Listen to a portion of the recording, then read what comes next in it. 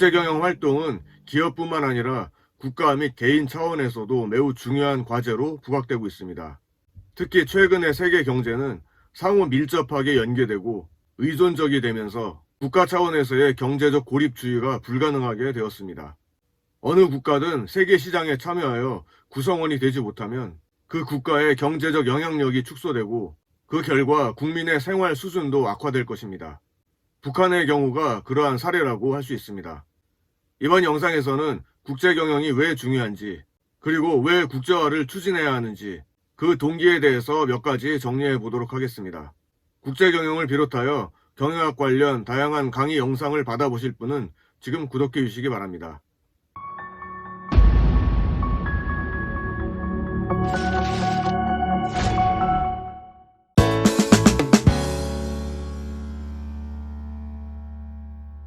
앞서 말한 대로 국제경영은 국가나 개인의 일상생활에도 깊숙이 관여하고 있지만 특히 기업에게 새로운 시장을 제공해 줍니다. 예를 들면 세계에서 가장 큰 단일 시장이라고 하는 미국조차도 잠재시장의 75%가 미국 외부에 있기 때문에 지속적인 고도 성장을 하기 위해서는 해외 진출을 할 수밖에 없는 것입니다. 국경 없는 세계 시장이라는 현실에서 국제무역과 해외 투자는 이전의 그 어느 때보다 더욱 밀접한 범세계적인 연결망을 형성하고 있습니다. 불과 수십 년 전만 해도 자동차의 부품 생산과 조립, 판매를 여러 국가에 흩어져 있는 자회사들이 나누어 수행한다는 것을 상상할 수 없었습니다. 하지만 이제는 생산과 유통을 연결시킨 범세계적인 투자 활동이 높은 빈도로 이루어지고 있습니다. 경제의 글로벌화로 인한 세계 경제의 밀접한 연계가 개별 국가 경제에 미치는 영향 역시 지대합니다. 1970년대 석유 파동은 처음으로 세계 경제의 연계로 인한 위기를 제공했습니다. 그리고 우리들에게 좀 더 피부로 느끼게 한 사건은 2008년 미국발 금융위기일 것입니다. 금융시장을 비롯한 모든 세계 경제가 글로벌화되면서 해외 시장에서 발생하는 사건으로부터 국내 경제를 분리하는 것이 매우 어렵게 되었다는 것을 깨닫게 된 것입니다. 지금 코로나 바이러스로 인한 경제 위기가 과거 대공황 시절보다 심할 수 있다는 지적도 있습니다. 이제 코로나 이후의 세계를 준비할 시기가 되었다는 생각도 하게 됩니다. 또한 국제경영은 소비자에게도 새로운 선택 가능성을 제공합니다. 즉 소비자는 더 저렴하고 더 좋은 제품을 구입할 수 있게 된 것입니다. 국제경영은 자본이나 노동과 같은 생산 요소의 이동을 촉진시켜 기업이 좀 더 광범위한 지역의 사람들에게 더 쉽게 다가갈 수 있게 되었습니다. 이러한 변화 덕분에 개인에게도 취업과 창업 등 다양한 형태로 국제경영 분야에 참여할 수 있는 기회가 주어지고 있습니다. 하지만 국제경영이 모든 기업과 개인에게 같은 수준으로 영향을 미치는 것은 아닙니다. 어떤 사람에게는 기회가 될 수 있지만 또 어떤 사람에게는 위협이 될 수도 있는 것입니다. 따라서 국제경영은 기회 요인이자 위협 요인으로서 국가와 기업 및 개인에게 중요한 관심사가 아닐 수 없습니다.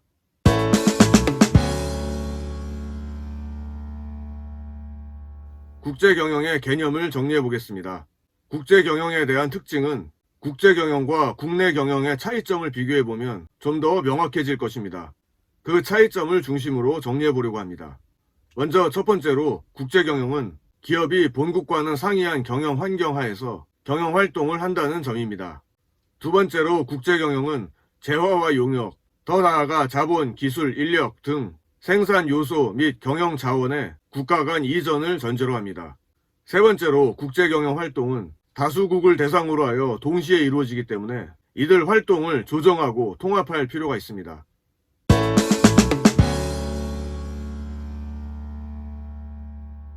다음 내용으로 국제화의 동기에 대해 알아보겠습니다. 제2차 세계대전 이후 국제경영 활동은 꾸준히 증가해왔고 앞으로도 지속적으로 늘어날 것으로 예상됩니다. 그 이유 중 하나는 기업이 국제화하도록 동기를 부여하는 기업 자체의 전략적 당위성이고 또 다른 하나는 이러한 국제화를 촉진하는 환경적 변화입니다. 먼저 전략적 당위성에 대해 알아보겠습니다.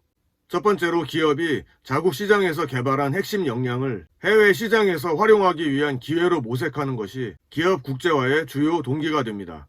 국내 사업을 통해 쌓은 경쟁력은 해외 진출의 전제 조건이 되는 것입니다.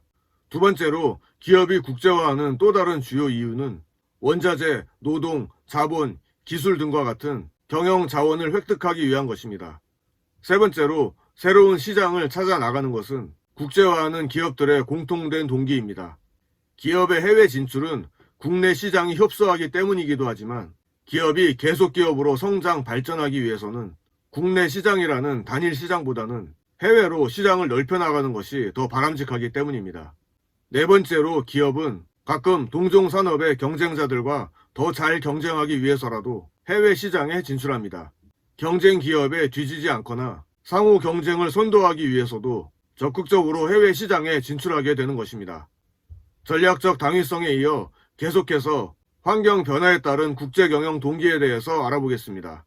2차 세계대전 이후 두드러지게 나타난 정치 경제적 환경의 변화, 그리고 기술적 변화는 많은 기업들에게 국제화의 동기를 부여해 주었습니다. 먼저 정치 경제적 환경의 변화를 살펴보겠습니다. 제2차 세계대전 이후 미국을 중심으로 자유무역주의가 주창되면서 특히 가트와 그 이후의 WTO를 중심으로 협상에 의한 관세를 비롯한 해외 직접 투자에 대한 장벽의 철폐가 가속화되고 있습니다. 특히 냉전 체제의 종식은 체제 간의 장벽 와해와 시장 기능을 바탕으로 하는 세계 경제 통합의 효과를 가져왔습니다. 유럽의 통합 역시 하나의 유럽으로 단일 시장화되는 단초를 제공해 주었습니다. 그리고 기술적 변화입니다. 각국 정부의 정책 변화가 기업의 국제적인 활동을 촉진했다면 통신, 운송, 정보 처리 등과 관련된 기술의 발달은 기업에게 타당하고 수익성이 보장되는 국제 경영 활동을 할 수 있는 토대를 제공해 주었습니다.